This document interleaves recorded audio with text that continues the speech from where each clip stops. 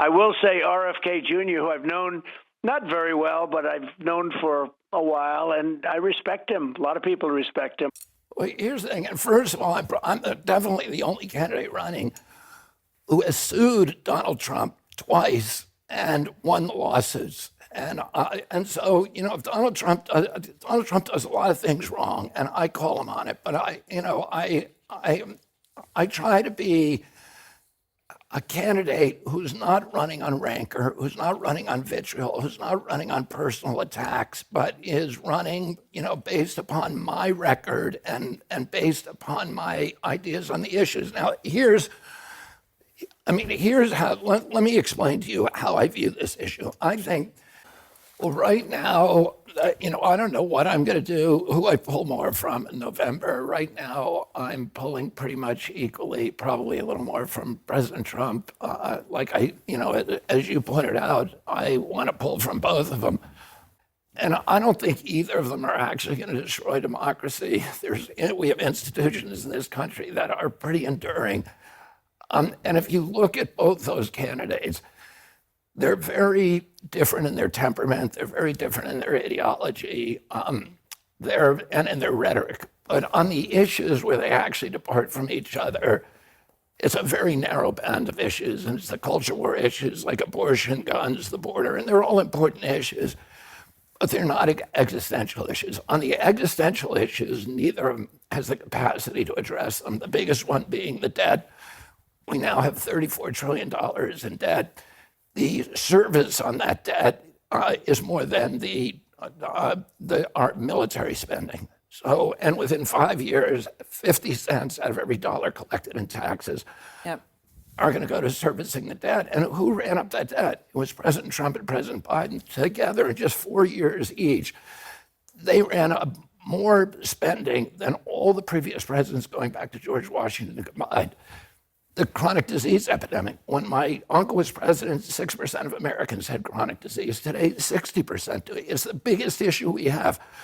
$4.3 trillion that we're spending on that. And it's almost 5 times our military budget. And it's getting worse and worse. You've never heard President Trump talk about it, never heard President Biden. The polarization in our country, again, existential. All of these issues, AI, and neither of them has the capacity to deal with these. And all of those issues are created by a system of corporate capture, this corrupt merger between state and corporate power that has absolutely subverted and undermined our democracy. And neither President Trump or President Biden has the capacity to address it because they're part of that system. They're both being financed by BlackRock and State Street and Vanguard, the military contractors, the pharmaceutical industries, and that system just spits out bad policies. And the illusion that if you differ on culture war issues, it means you're radically different. But the real things that we need to do to save our country, they can't do them. And if you vote for President Trump or President Biden, they both had their chance.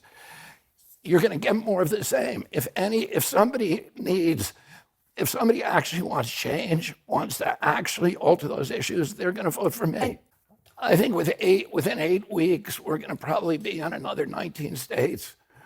So we were not allowed to get on the ballot before in most states because we didn't have a vice presidential candidate. You have to name a vice presidential candidate to get on the ballot in about 26 states. So now we have that.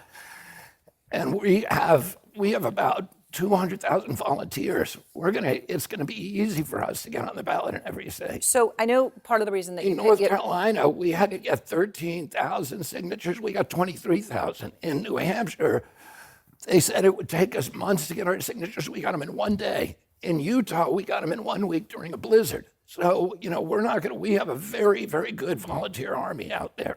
We already have the biggest field operation of any campaign. We are going to have no problem getting on the ballot in every state. We did not need Nicole Shanahan's money, and we're getting plenty of money. We're raising more money. Our campaign is. And President Trump or President Biden. This isn't something I want to argue with you about. It's just my observation is, and I don't care one way or the other.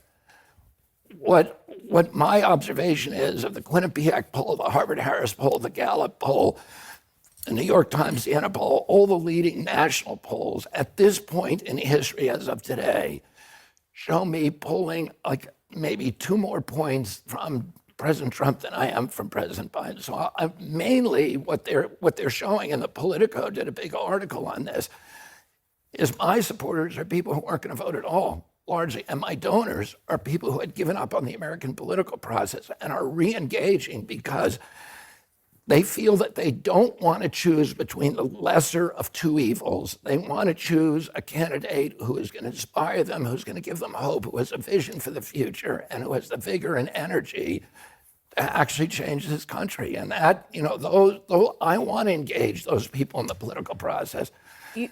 The Democrats and Republicans, I'm going to take from the margins, and I can't tell you, even today, it's irrelevant, Aaron, because it's really, who am I going to take from in November? President Biden is a much worse threat to democracy. And the reason for that is President Biden is the first candidate in history, the first president in history that has used the federal agencies to censor political speech, so to censor his opponent. I can say that because I just won a case in the Federal Court of Appeals and now before the Supreme Court.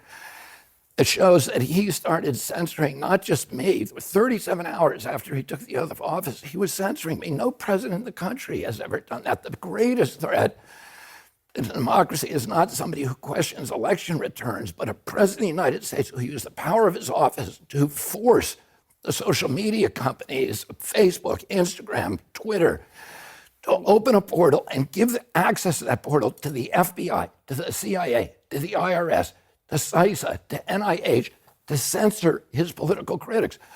President Biden, for the first president in history, to use his power over the Secret Service to deny Secret Service protection to one of his political opponents for political reasons. He's weaponizing the federal agencies. Those are really critical threats to democracy. Donald Trump, of course, tried to overturn a free and fair election. Well, I think that is a threat to democracy. If him trying to overthrow the election clearly is a threat to democracy. But the question was, who is a worse threat to democracy? And what I would say is, I'm not going to answer that question, but I can argue that President Biden is, because the First Amendment, Aaron, is the most important. Adams and Hamilton and Madison said, we put the guarantee of freedom of expression in the First Amendment because all of our other constitutional rights depend on it. If you have a government that can silence its opponents, it has license for any atrocity. Let me say something about that. I'm not going to defend President Trump on that. That was appalling. And there's many things that President Trump has done that are appalling. But in 2001, we had an election stolen in this country during the Bush-Gore election. In 2004, I wrote an award-winning article for Rolling Stone that showed how that election was stolen from John Kerry. So I don't think, and most Americans agree with me about 2001, that it was a stolen election from the Democratic Party candidate. So I don't think people who say that the election is stolen, not that we shouldn't make pariahs of those people. We shouldn't demonize them. We shouldn't vilify them. What we should be doing is saying, let's all get together, Republicans and Democrats, and fix the election system so that it cannot be fixed, so that we're the exemplary democracy of the world. We ought to, Las Vegas, let me tell you this, Las Vegas is built on machines that can count and never make mistakes about how people might misinterpret my words. What I said, I mean, and I'm careful about how I use language. So I'm not saying that election was that there was cheating. I've never said that. What I've said is that there are problems, particularly, Aaron, if you don't have paper ballots. The election machines can be fixed in various ways, and that's just a fact. What we ought to have is machines, and we ought to have paper ballots at the same time, and we ought to have a very low threshold to get a recount of the paper ballots. And that just makes sense. It's common sense. But if we implement that in every jurisdiction, you're not going to have problems where Americans at each other's throats. I'm not choosing a particular threshold, but a threshold that makes sense. That's a very low threshold where you get a recount if there's some question. So, and that's, I don't think I'm saying something that's controversial. I'm saying something that I think most Americans, virtually any American, would agree with. Let's have an election system that even 10% of the Americans who are crazy people, that even they won't question, because our election system is the best election system in the world. And nobody, Vermont, for example, has a very, very good election system. Nobody ever questions the Vermont election system. And we ought to be able to do the same thing in every state. We are supposed to be the template for democracy in every country in the world. Let's make sure we put a man on the moon. We've had all these accomplishments. Let's make sure we have a system that nobody is questioning, even crazy people. People are always going to question it, though. Let's focus on the issues that bring people together, rather than constantly focusing on the polarization, on the issues that drive Americans apart and have us all at each other's throats with this very, very toxic polarization and demonization of each other. There's a revolution happening in our country. And it's the same kind of thing that happened when my father was running in 1968. The polarization, the division of Americans is the most toxic it's been since the American Civil War. There's a whole group of people in this country, the American middle class, 57% of Americans who can't put their hands on $1,000 if there's an emergency in their family. For those people, if the engine light comes on in their car, it's the apocalypse. They're going to lose their car, lose their job. They're feeling forgotten by the Democratic Party. They used to represent the interests of the middle class. They're feeling forgotten by the entire political establishment. Donald Trump came in 2016 and said to those people, yeah, the whole thing is fixed. And that's what they wanted to hear. Populist movements can either be harnessed by demagogues for dark reasons and with using all the alchemies of demagoguery, or they can be captured by idealistic leaders and idealistic reason. My father captured most of the white vote in Maryland, Delaware, and the eastern states just before his death in 1968. 4 years later, those same people voted for George Wallace. Why is that? They were populist. My father captured that energy with the powers and the cause of idealism. How would you describe yourself? Are you a populist? Are you a nationalist? How would you describe yourself? I would describe myself as a populist, but like my father was a populist for idealism, for America's greatest, our signature values, for democracy, for free speech, for constitution, for a democracy that's not run and captured by corporate interests, anti-war, and for the middle class, for the cops, for the firefighters, for working people in this country, about rebuilding our middle class, about making sure our kids are able to live the American dream. The American dream when I was a kid said, if you worked hard, if you played by the rules, you could buy a house, you could finance it, you could take a summer vacation, you could raise a family, you could put something aside for retirement on one job.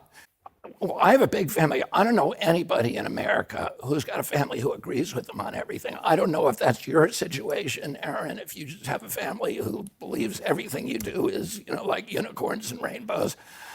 Where we came home at night and ate dinner with my father, and he would orchestrate debates between us, and we were in the same way that his father did with him. And we could disagree on issues, and we could disagree with passion and information, but we still love each other.